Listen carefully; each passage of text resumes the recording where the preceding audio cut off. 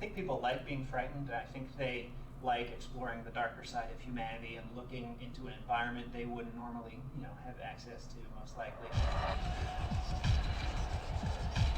He was on OBS.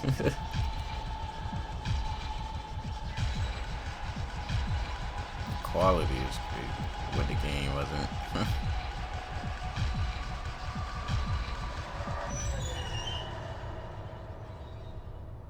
I think early on, the team would talk about what we found compelling in the horror genre, and far and away, The Shining was the movie that stood out for everyone as something that was uniquely horrific, yet not cheesy or ridiculous at the same time. It's a serious piece that is also intensely frightening.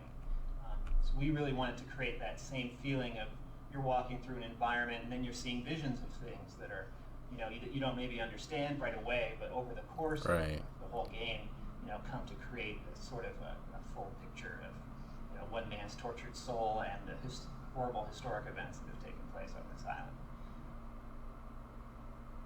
The island has had a colorful history, where there was a rock quarry that was used to build the prison. There was a beach where a ship wrecked. There's an old abandoned asylum, which is a Victorian home from the late 19th century.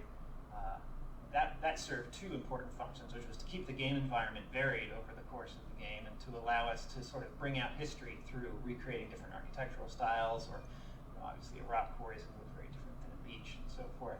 We would portray the history of the island was to give the player opportunities to find bits of the history as they progress through the game. And in doing so, they uncover sort of a more macro vision of the island's nature.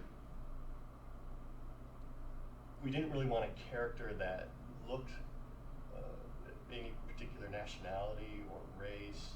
He really is almost Neanderthal in his appearance. He's very primal. We wanted that strength to kind of come through, so we built up some of those characteristics.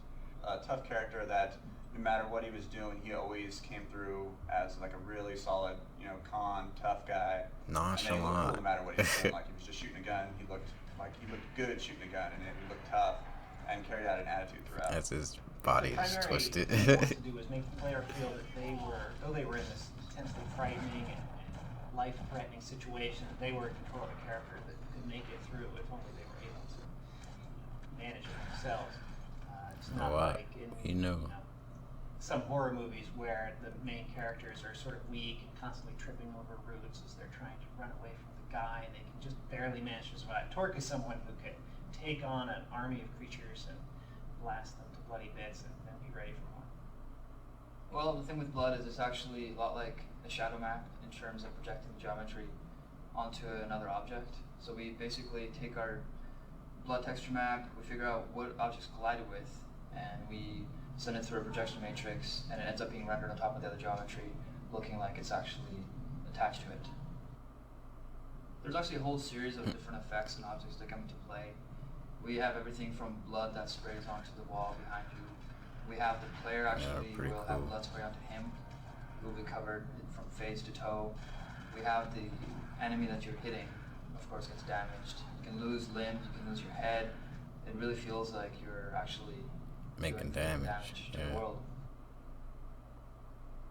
Something that was also important to me was to explore sort of the relationship between corrections officers and inmates. Since it is a prison environment, there's a lot of tension there between these sort of two factions, neither of which has really complete control over the prison. Oh, he won't say. Claims he blacked the whole thing out. I like his story. The needle's too good for him. Says the inmate, they should all die. I like his story. The needle's too good for him.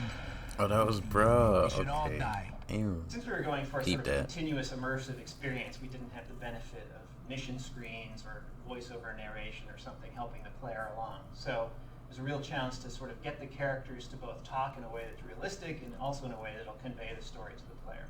Welcome to Carnage, inmates. You do a crazy Enjoy your stay. Hispanic voice. Once the cataclysm happens and the creatures are everywhere, the corrections officers are really on the same side you are. From the beginning, we wanted to stay away from zombies and the more tired horror cliches that everyone's had enough of, and wanted to move on to something that was more disturbing and more unique to this experience. think it was also early on we decided we wanted to have a theme for all the creatures so that they weren't just, you know, this random Cthulhu monster or, you know, this random apparition. Instead it was they're each themed after different execution methods, which ties into the history of Carnate and all the various forms of humans killing humans that have gone on there.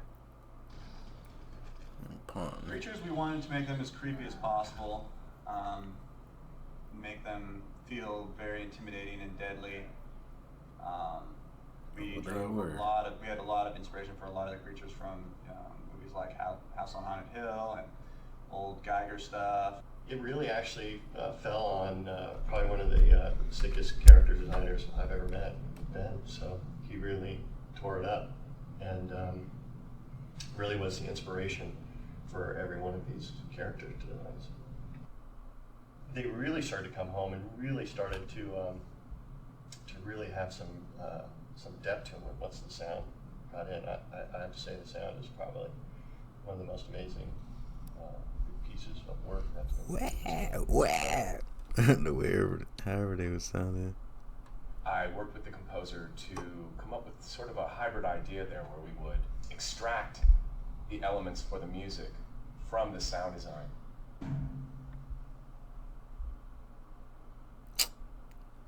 I heard.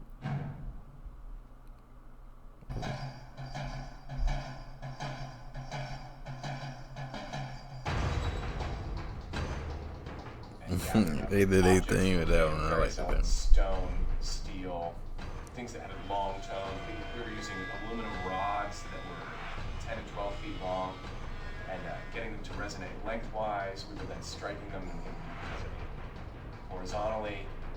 Just about anything we could think of to create sonic signatures that were not typically used in game soundtracks. What's was in the studio cooking. The biggest thing I hope the players bring to the game is their own sort of creativity.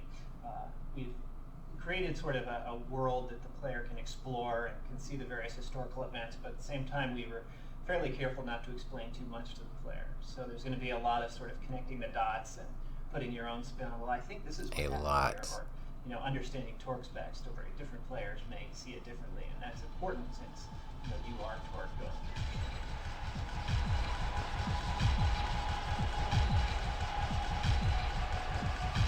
There was so many ways to go. There was so many ways to go.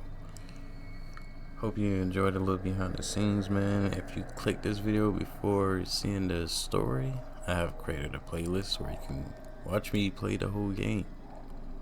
I hope you enjoy that as well. Thanks for watching.